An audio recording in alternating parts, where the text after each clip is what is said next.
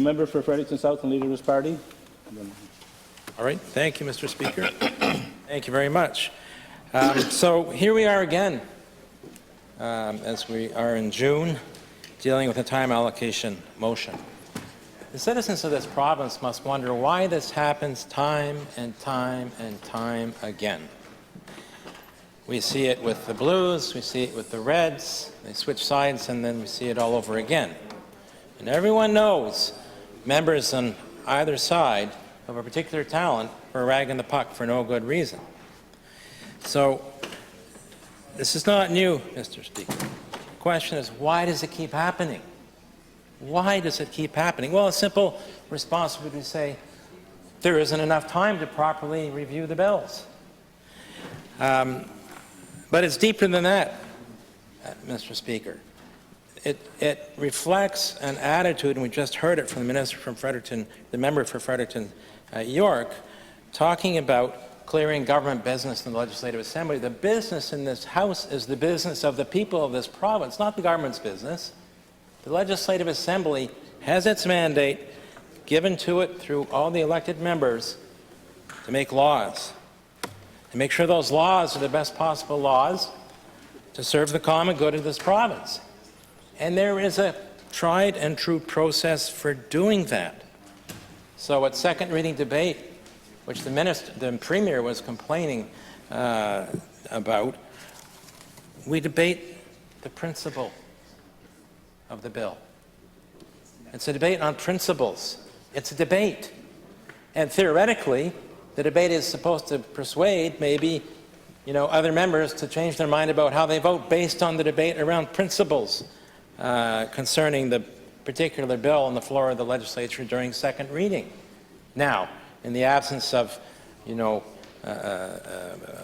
ability to have free votes, where a leader would allow the members, except on votes, particular votes of confidence or votes concerning, let's say, government party platforms, to vote as they see would be best in the best interests of their constituents.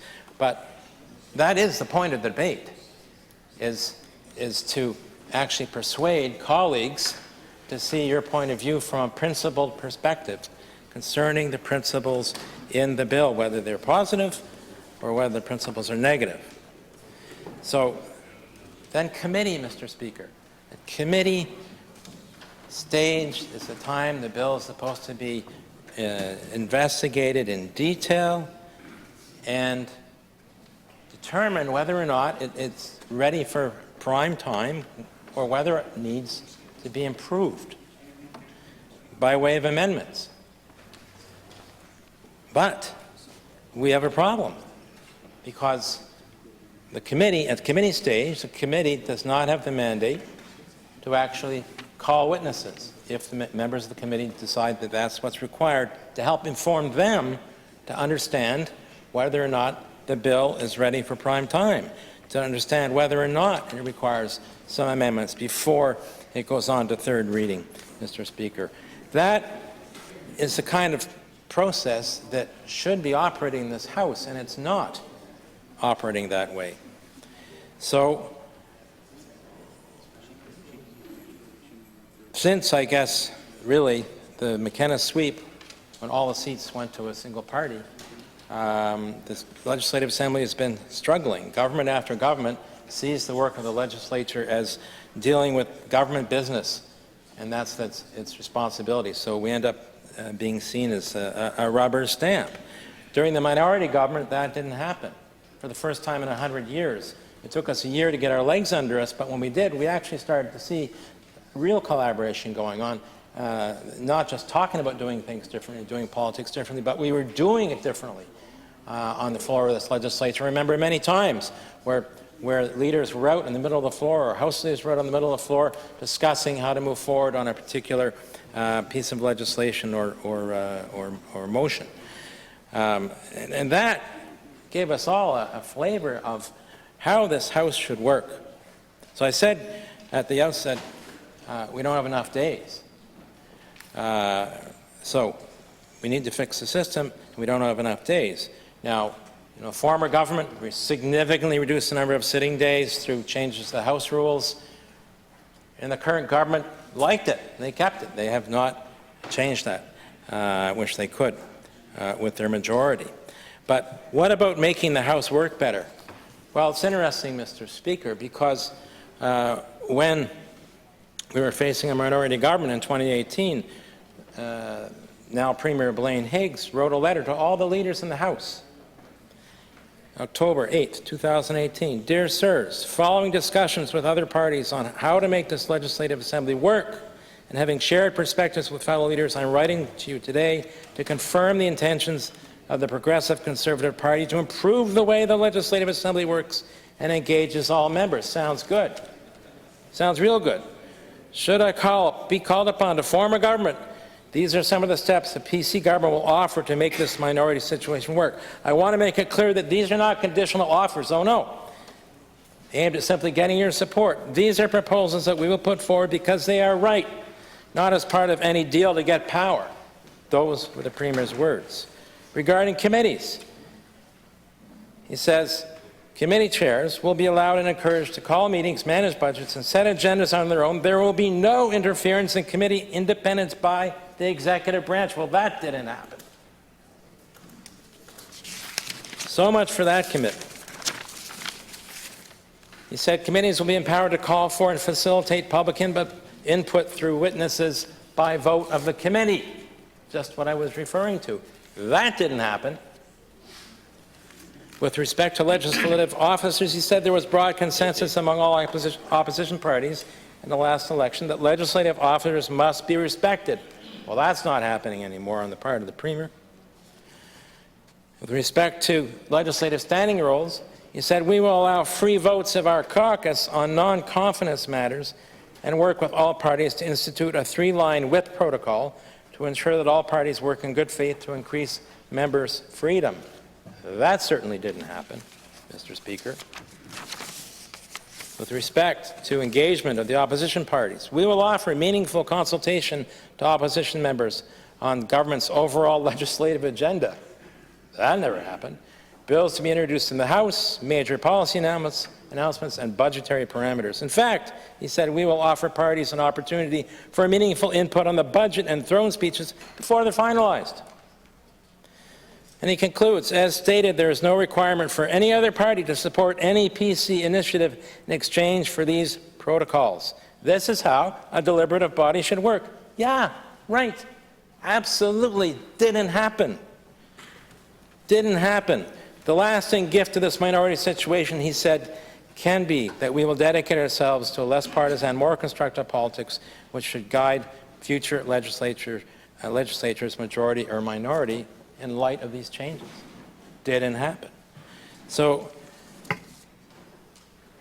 in that letter, Mr. Speaker, were contained commitments that would have made a world of difference to how this House operates and would not, in most instances, place us in the position of having a time allocation motion which closes off the legislative process, the lawmaking process, so bills don't get studied well at committee, bills don't get debated on principle at second reading, and third reading, no opportunity to propose any amendments or speak to the bills at the final opportunity in our system of lawmaking. So the Premier, I should say, just this morning said that somehow the official opposition was making a mockery of this Legislative Assembly. The Legislative Assembly can work. And the Premier made commitments that would make it work, but didn't happen. We thought we finally had achieved something that certainly since being elected I had been advocating for, and then with my caucus members joined me, and the official opposition now as well, arguing for successfully a permanent legislative calendar. Where is it? Where is it? You know, the PP law came up with a proposal. the report was tabled in the Legislative Assembly, and yet government never brought back a motion to adopt the calendar that had been developed. Why? Because they didn't want any debate on it.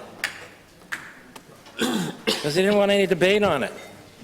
So we still, after all these years, still don't have a calendar. So, Mr. Speaker, we can fix the current situation fairly easily by way of amendment, and I'm going to propose one. But in the mid to longer term, we need to fix this Legislative Assembly, and it begins with a cultural change where governments, whether they're red, blue, or green, recognize the authority and the mandate of this House of Assembly. And there would be cheering throughout the land, Mr. Speaker, if people actually believed that we were committed to that and it wasn't just a show. So, Mr. Speaker, I want to make an amendment to change the hours in the time allocation motion. This is moved by myself, seconded by the member for Kent North, that motion 49 be amended as follows. In the first resolution clause, by striking out 12 and substituting 25, those are hours, and in the second resolution clause, by striking out 12 and substituting 25. And that will give us time to deal with the legislation in front of us. Thank you, Mr. Speaker.